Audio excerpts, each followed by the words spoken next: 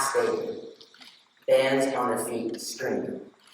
The final seconds of game ticking down as an athlete is called upon to make a decisive play. My name is Kunal Danduboyina. I'm 16 years old, attending McCarroll High School.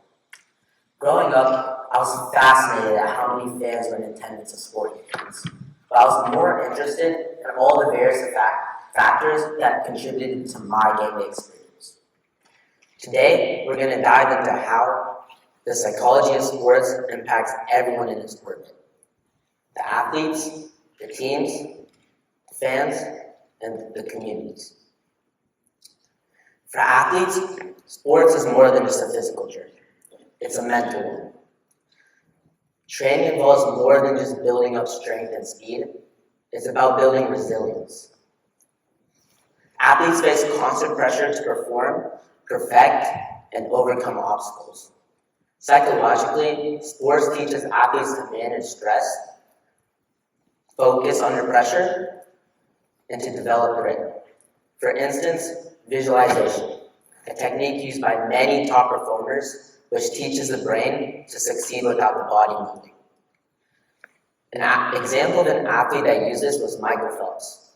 Before every race, he would think about exactly what he was going to do, when he was going to do it, and how he was going to do it. This allowed him to keep training even while his body wasn't physically in the water. Being part of a team is something unique. It teaches individuals how to collaborate with others to reach a common goal. It also, beyond the game, it teaches individuals of lessons of empathy, leadership, and communication. Psychologically, teamwork builds bonds. Whether it's after a narrow victory or a tough loss, the brain releases oxytocin, also known as a bonding hormone. This unifies athletes with trust, and sports is more than just sports. It mirrors life. Everyone knows that conflict is inevitable, but sports teaches athletes how to navigate through them and overcome them, which is an important life skill. Let's shift the focus to us, the fans.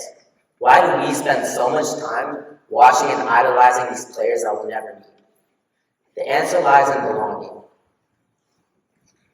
When we root for a team, it allows us to communicate with other like-minded individuals, which can eventually blossom into a community.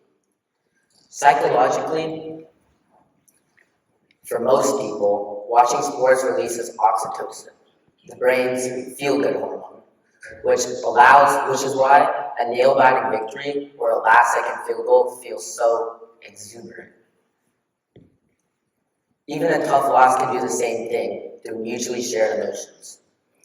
On a societal level, sports can serve as more than just enjoyment. After tragedies and hardship, sports can serve as symbols of hope and inspiration. Take the 2013 Boston Red Sox, for example. After the tragedy of the Boston Marathon bombing, many sports fans were reluctant to go to sporting events. But after the Boston Red Sox won the World Series, it helped everyone come out of that shell. As I said before, sports mirrors life. It teaches us how to celebrate victories, learn from defeats, and keep striving for our goals. It also teaches lessons in empathy, connection, and growth.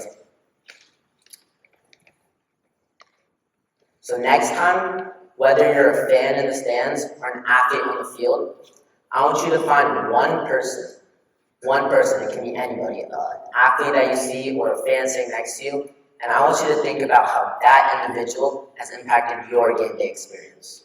Thank you.